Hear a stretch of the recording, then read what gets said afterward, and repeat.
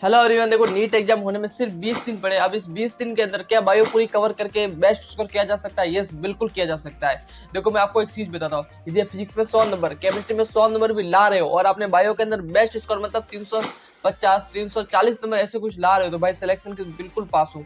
और यदि आप देखो SC ST में आते हो तो सिलेक्शन तो हो जाएगा, समझ लो। बट यदि आप OBC जनरल कैटेगरी में आते हो तो आपको फिजिक्स और केमिस्ट्री में थोड़ा ज्यादा लाना पड़ेगा। लेकिन बात यह आ जाती है कि बायो के अंदर बेस्ट स्कोर कर नहीं पाते, मतलब 250 200 ऐसे कुछ नंबर आते हैं बायो के अंदर। मेजोरिटी ऑफ स्टूडेंट के नंबर इतने ही आते हैं, तो भाई वो कहाँ गलती करते हैं आज मैं बताता हूँ।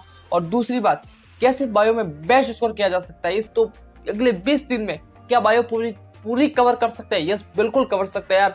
ज्यादा कोई आप सोचोगे ना इतनी इतनी चीजें पढ़ोगे तो बिल्कुल नहीं हो पाएगा। 20 दिन के अंदर आपको बहुत कम चीजें पढ़नी है, मतलब बहुत ही कम चीज को आपको 20 दिन में पढ़ना पड़ेगा। तो कौन सी है वो चीज जिसमें आपको पढ़ना पड़ेगा? देखो मैं आपसे, देखो आपने क्लास ढंग से ली होगी तो मुझे बिलीव करता हूँ कि यस आपने क्लास वगैरह सब ले ली होगी, समझ रहे हो। मैं सोचता हूँ कि यस आपने एक बार क्लास ले ली होगी, और नहीं लोगी तो कोई बात नहीं, बट ले ली है तो अच्छी बात है, कि बिल्कुल अच्छी बात है कि आपने क्लास ले ली।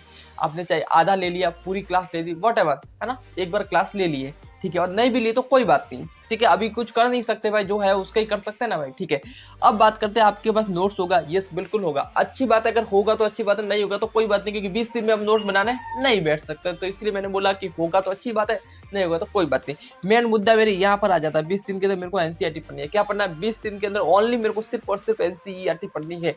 अब एनसीईआरटी पढ़ोगे ना भाई, कैसे पढ़ोगे एनसीईआरटी? कैसे पढ़ोगे कैसे एनसीईआरटी को? देखो एनसीईआरटी को कोई भी, मैंने ये पैराग्राफ उठा लिया, कोई भी पैराग्राफ चाहे कुछ भी उठा लिया। अब इस पैराग्राफ को क्या करना पता है?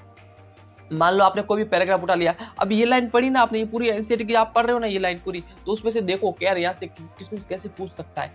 अब 20 दिन के अंदर यही करना आपको, यहाँ से देखो कि यार यहाँ से किसको कैसे पूछ सकता है, कैसे फ्रेम किया गया है। क्या यहाँ से मेरा PYQ आया हुआ है? ध्यान लगाओ, क्या यहाँ से मेरा PYQ आया हुआ है?